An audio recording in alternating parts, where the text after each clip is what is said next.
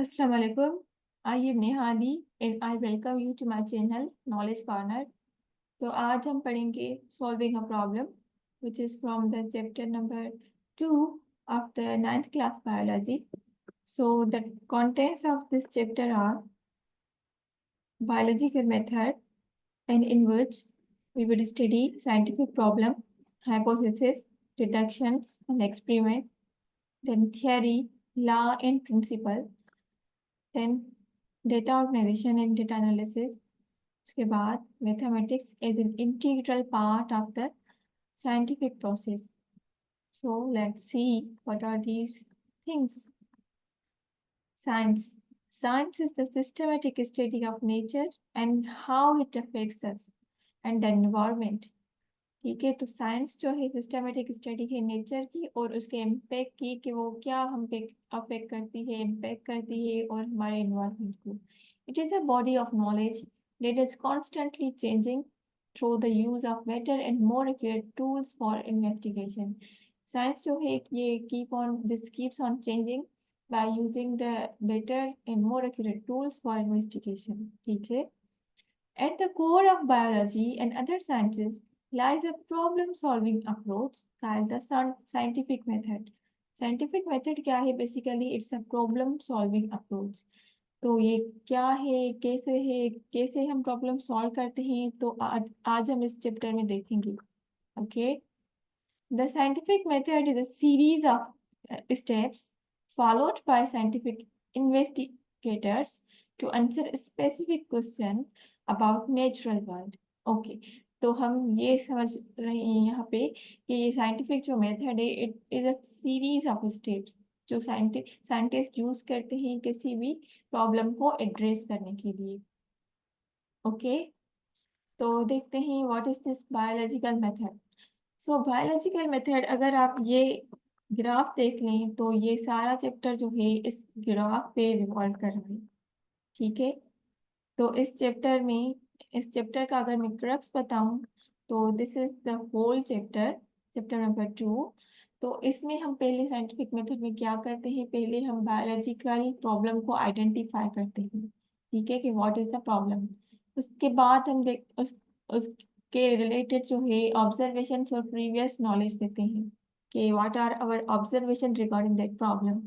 उसके बाद हम हाइपोथेसिस देते हैं. हाइपोथेसिस क्या होता है, ये हमारा केस होता है कि ये इंफॉर्मेशन, ये इस प्रॉब्लम का रीजन ये हो सकता है, वो हो सकता है एंड सो ऑन.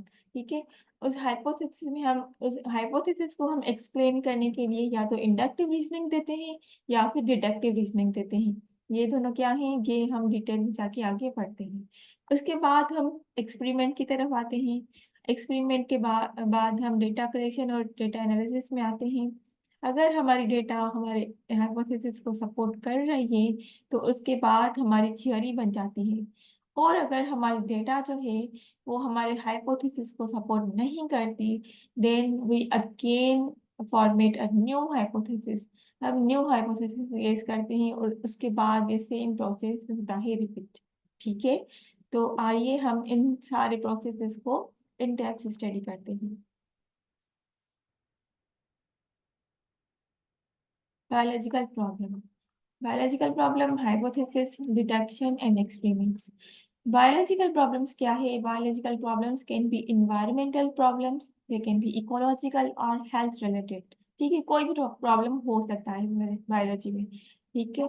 जैसे इन्होंने एग्जांपल दिया है मलेरिया का, कि मलेरिया जो है it is very dangerous disease. It was very dangerous disease in the previous era, जहाँ पे it has killed many people, thousands millions of people. और इसका रीजन पता नहीं था. ये यहाँ पे प्रॉब्लम था, that was the biological problem. ठीक है.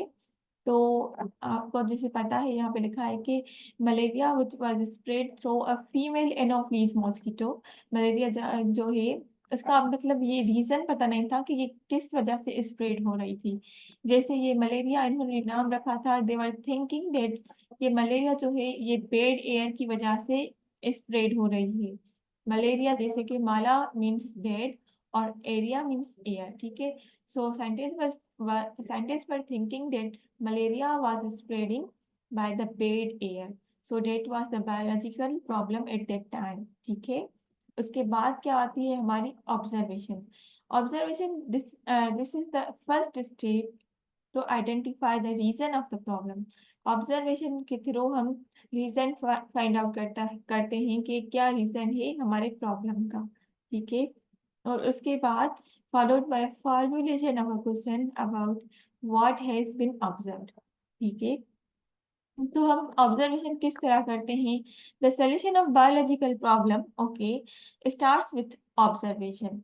हमारे बायोलॉजिकल प्रॉब्लम का जो सोल्यूशन होता है वो किससे स्टार्ट होता है, हमारी ऑब्जर्वेशन से स्टार्ट होता है। ठीक है, और observation can be on anything. ठीक है, यहाँ पे हमारी ऑब्जर्वेशन की प्लांट्स की मूवमेंट पर भी हो सकती है या फिर एनिमल्स के बिहेवियर पे भी हो सकती है। और ऑब्जर्वेशन जो है it is a statement of knowledge. ठीक है, ऑब्जर्वेशन क्या है, नॉलेज है जो कि गेन होती है या तो क्वालिटेटिव या तो क्वांटिटेटिव। क्वालिटेटिव जब हम ऑब्जर्व करते हैं तो we do it by our five senses, और which are these, sense of sight, sense of hearing, sense of taste, sense of touch and sense of smell. ठीक है, तो ये हमारी क्वालिटेटिव ऑब्जर्वेशन है। ठीक है, जब हम फाइव सेंसेस को यूज करके ऑब्जर्वेशन करते हैं। अगर हम क्वालिटेटिव ऑब्जर्वेशन करते हैं तो उसमें हम डेटा वगैरह यूज करते हैं, mathematical tools, statistical tools use करके हम अपनी डेटा को एनालाइज करते हैं। ये हमारी मैथमेटिकल टर्म्स में, नंबर्स में होती है observation. Qualitative observation refers to measurable observations. Tools for quantitative data include, तो ये कुछ टूल्स हैं। ठीक है, इसके थ्रू ये स्केल्स वगैरह यूज करके साइंटिस्ट जो है क्वांटिटेटिव ऑब्जर्वेशन करते हैं। ठीक है, तो in 1880 a French physician Lebron studied the blood sample of malaria patient। ठीक है, इस साइंटिस्ट ने ये ब्लड सैंपल को ऑब्जर्व किया था, स्टडी किया था अंडर माइक्रोस्कोप, और उसे उसने ये ऑब्जर्व किया था कि कुछ क्रिएचर से, मतलब मलेरिया के पेशेंट्स में की ब्लड में कुछ क्रिएचर से उसके बाद then it was named as plasmodium. ठीक है, उस क्रिएचर्स को ये नेम उसने दिया प्लाज्मोडियम। ओके, और उसके बाद the observation was made that Plasmodium is present in the blood of malaria, in the blood of malaria patients. ठीक है, उसके बाद ये ऑब्जर्वेशन दी गई कि जो प्लाज्मोडियम है वो सारे मलेरिया के पेशेंट्स में प्रेजेंट है। ठीक है, तो दैट वाज द ऑब्जर्वेशन। उसके बाद हमारा आता है hypothesis. Hypothesis is the key component it in the scientific process. Scientific process में hypothesis is the key component, it is a guess. ठीक है, और गेस जो है वो आम गेस नहीं होना चाहिए, it should be then intelligent guess. It should be the intelligent guess which is made by the scientist. ठीक है, तो ये इंटेलिजेंट गेस है। और उसके बाद जो हाइपोथेसिस है हमारा, इट मस्ट बी टेस्टेबल। ठीक है, हाइपोथेसिस तो दिया हमने, केस तो दिया, और उसको हमने टेस्ट भी करना होता है। That means you should be able to test your hypothesis through experimentation. Hypothesis को हम टेस्ट किससे करते हैं, एक्सपेरिमेंट से करते हैं। ठीक है, और हाइपोथेसिस क्या होता है, your hypothesis must either be supported और falsified by your experiment।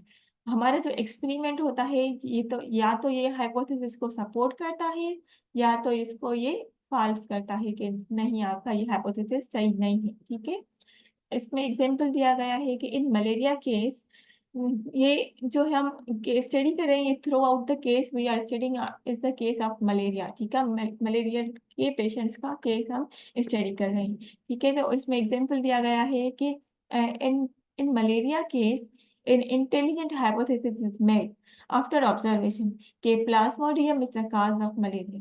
ठीक है, जिसे हमने पढ़ा कि हाइपोथेसिस क्या है, कि गेस क्या है हमारा, कि मलेरिया का काज क्या है, प्लाज्मोडियम है। ठीक है, but it is only a guess, ये तो सिर्फ गेस है। ठीक है, ये तो कोई भी बोल सकता है। इसको हमें प्रूव करने के लिए क्या करना होता है, एक्सपेरिमेंट करना है होता है। ठीक है, और इसके बाद जैसे हमने इस डायग्राम में पढ़ा कि हमने जो है हाइपोथेसिस तो कर दिया, अब हमें इसको एक्सप्लेन करने के लिए ये दोनों रीजनिंग देनी चाहिए। या तो इंडक्टिव रीजनिंग हम फॉलो करते हैं या तो डिडक्टिव रीजनिंग फॉलो करते हैं। तो let's see what is this reasoning. Okay, so biologist collect information about the problem. ठीक है, इन्फॉर्मेशन मिल गई प्रॉब्लम की, और हाइपोथेसिस भी हमने फार्मूलेट कर दिया by using a reasoning process. ठीक है, हाइपोथेसिस हम कैसे फॉर्म करते हैं, हम इन दोनों टेक्निक्स में से, इन दोनों मेथड में से कोई एक मेथड एडॉप्ट करते हैं, या फिर दोनों एक ही अडॉप्ट करेंगे मोस्टली। ठीक है, इंडक्टिव रीजनिंग या फिर डिडक्टिव रीजनिंग। इसमें ये तो बेसिकली दिखा रहा है कि ये फीमेल मॉस्किटो से एनोफिलीज जो ब्लड सक कर आए एक मलेरिया की पेशेंट की, और यहाँ पे हमारा मलेरिया की लाइफ साइकिल दी गई है, यहाँ पे स्टेजेस है कि मलेरिया डिजीज जो है, फीवर किस तरह से मतलब ट्रांसफर होता है ह्यूमन बॉडी में।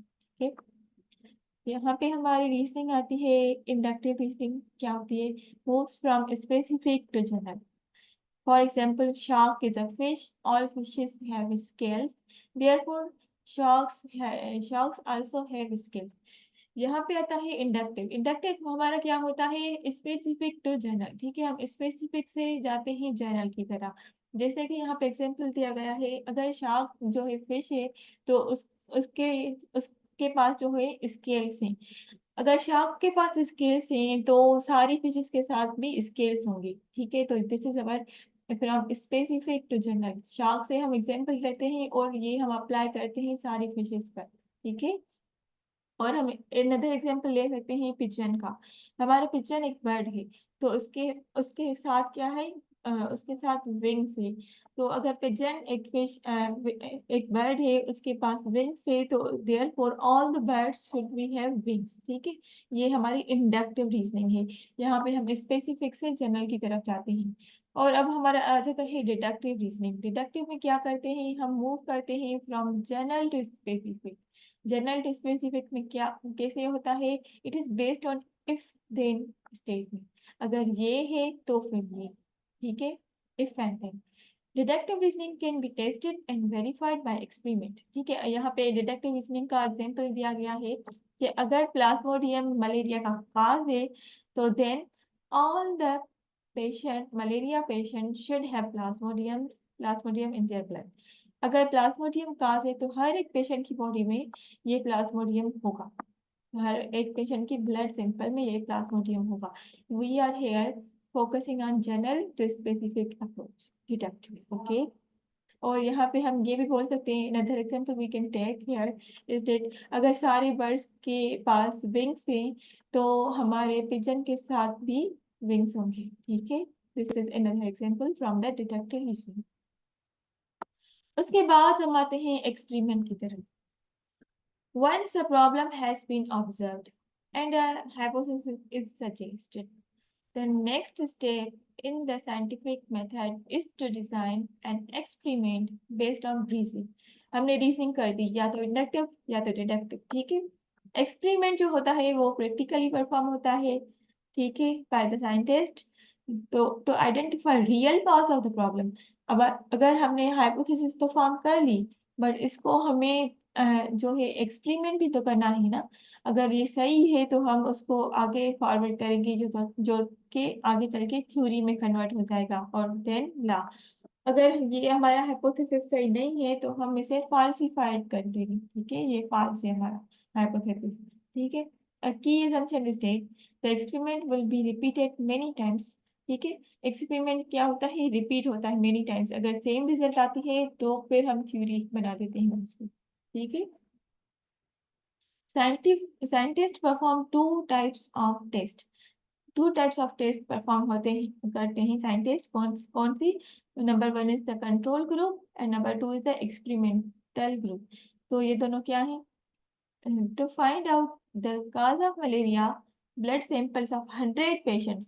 ये 100 मलेरियल पेशेंट्स जो होते हैं, इनको हम क्या कहते हैं, एक्सपेरिमेंटल ग्रुप। हम इन पर एक्सपेरिमेंट करते हैं 100 people who are affected by the malaria, who are the patients of malaria. ठीक है, और हम 100 सैंपल्स क्या लेते हैं, हेल्दी पीपल के, the people who are healthy, who are free from the malaria, and we are terming these people as control group, ठीक है। तो हेल्दी पीपल को हम कंट्रोल ग्रुप कंसीडर करते हैं, और जो अफेक्टीज है यहाँ पे हमारे मलेरिया की, उनको हम मलेरियल पेशेंट्स को हम बोलते हैं एक्सपेरिमेंटल ग्रुप, ठीक है। और इनको हम माइक्रोस्कोप के थ्रू एग्जामिन करते हैं, ठीक है। उसके बाद हमारा एक्सपेरिमेंट हो जाता है, then our result. The results are where you report what happened in the experiment. अब हमने एक्सपेरिमेंट तो कर दिया, अब उसको रिपोर्ट करते हैं हम रिजल्ट्स में कि क्या रिजल्ट एक्सपेरिमेंट की, सही है। And that includes detailing all observations and data made during your experiment. Result verifies the hypothesis. यहाँ पे रिजल्ट बहुत बताती है कि हमारा हाइपोथेसिस जो है, जो हमने हाइपोथेसिस किया है बाय द इंडक्टिव और डिडक्टिव रीजनिंग, कि वो सही है या नहीं है सही, ठीक है। In the case of malaria, it was founded all the malaria patients, जो कि हमारा एक्सपेरिमेंट ग्रुप है, had plasmodium in their blood, okay, where is the blood samples of healthy persons control too were free from plasmodium, ठीक है। तो ये हमारी result आई कि जो भी मलेरियल पेशेंट्स हैं उनकी ब्लड में प्लाज्मोडियम प्रेजेंट है, और जो कि हेल्थी पीपल है तो उनकी ब्लड में प्लाज्मोडियम प्रेजेंट नहीं है, दे वर फ्री फ्रॉम प्लाज्मोडियम, ठीक है। उसके बाद रिजल्ट के बाद हम कंक्लूजन पे आते हैं कि हम कंक्लूड क्या कर रहे हैं अपने इस साइंटिफिक मेथड से। So the conclusion is the final step of the scientific method, ठीक है। फाइनल स्टेप क्या है हमारा, कंक्लूजन है, is developing conclusion, okay. This is where all the results from the experiment are analysed and a determination is reached about this hypothesis. If your hypothesis is supported, it's great, ठीक है। अगर आप hypothesis जो guess कर रहे हैं और वो एक्सपेरिमेंट के थ्रू आपका सपोर्ट हो जाता है, तो ये तो बहुत अच्छी बात है।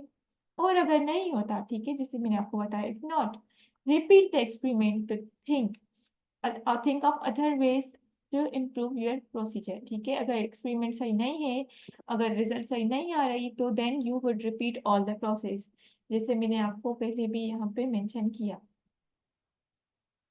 Then you have again follow the same process. अगर आपका एक्सपेरिमेंट सही नहीं आ रहा, तो आप ये यहाँ से न्यू हाइपोथेसिस देंगे, और then you will again follow the same procedure, ठीक है। तो दैट्स इट।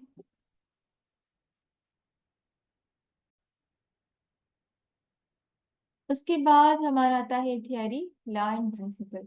थियरी क्या होती है, अगर आप और हम बोलेंगे कि I have a theory, then we mean के आई हैव अ गेस, ठीक है। हम जनरली बोल देते हैं I have a theory, but scientist ऐसा नहीं बोलते। Scientist when scientific theories on the other end are well testified. Scientist की जो थ्योरीज होती हैं वो well testified and highly reliable scientific explanations of natural phenomena, ठीक है। ये हाईली रिलायबल होती हैं और ये वेल टेस्टेड होती हैं। और बार बार अगर हम एक्सपेरिमेंट को रिपीट करते हैं और बार बार अगर सेम हमारा रिजल्ट आता है, तो वो हमारा थियरी बन जाता है, ठीक है। They unify many repeated observations and data collected from lots of experiments, ठीक है। अगर एक्सपेरिमेंट्स में सेम रिजल्ट आ रहा है, तो then it would be our theory. For example, Darwin theory of evolution, ठीक है। उसके बाद हमारा आता है लॉ एंड प्रिंसिपल। लॉ और प्रिंसिपल क्या होते हैं, a scientific law is a uniform और कांस्टेंट फैक्ट ऑफ नेचर, ठीक है। अगर हमारा बार बार थियरी रिपीट होती है, ये फैक्ट हो जाता है। जैसे वाटर की melt boiling point 100 degree Celsius है, तो इट इज अवर लॉ, ठीक है। बायोलॉजी में अनफॉर्चुनेटली ऐसा नहीं होता। बायोलॉजी में because of the human nature, biology में लाइफ इन्वॉल्व होती है, तो इस वजह से यहाँ पे हमारे लॉज जो होते हैं बिल्कुल कम होते हैं। Biology is short in laws due to puzzling nature of life, ठीक है। लाइफ के डिफरेंट पैटर्न्स होते हैं, it keeps on changing, it keeps on evolving, therefore there are very less laws in the biology, okay. Then we are heading towards the data organization and data analysis. Data organization और data analysis कैसे करते हैं? For data organization, you will prepare a table or graph of the data. हम data को analyse किस तरह से करते हैं, या तो टेबल बनाते हैं या तो ग्राफ, ठीक है। और हम do not throw out points, data points you think are big, ठीक है।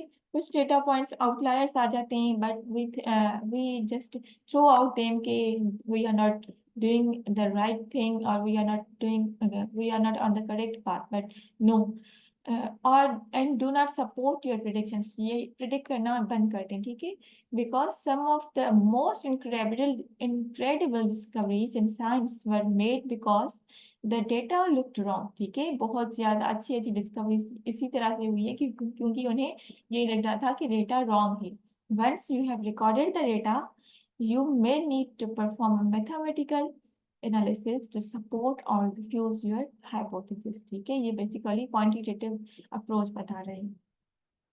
यहाँ पे ये हमारा बार चार्ट शो हो रहा है, जिसमें इस साइड से जो ये वर्टिकल है साइड, इसमें हमारा number of malaria patients show हो रहे हैं, और यहाँ पे हॉरिजेंटली ये टाइम स्पेन शो रहा है, ठीक है?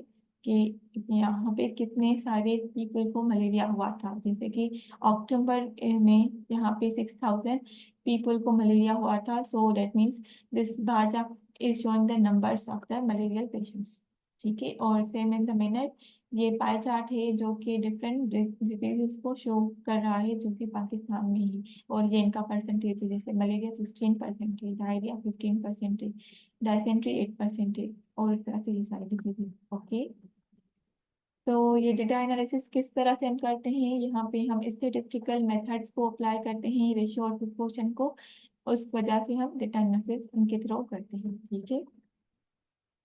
और यहाँ पे हमारा आता है mathematics as an integral part of the scientific process. यहाँ पे मैथमेटिकल बायोलॉजी को एम्फेसाइज किया है कि ये मतलब बहुत इम्पोर्टेंट है हमारे साइंटिफिक प्रोसेस में. जैसे कि mathematical biology is a field of research that examines mathematical representations of biological method, जैसे कि इक्वेशंस और फार्मूलाज, ठीक है? हम फंक्शंस बनाते हैं, उसमें हम अपने वैल्यूज पुट करते हैं, और उसमें हम जो है प्रेडिक्ट करते हैं अपने वेरिएबल्स को, ठीक है? तो finally we can say that mathematics play a critical role in better understanding the natural world, ठीक है? तो इसी के साथ हमारा ये चैप्टर कंप्लीट होता है. So do like, comment and subscribe our channel and share it with your friends. Thanks for watching.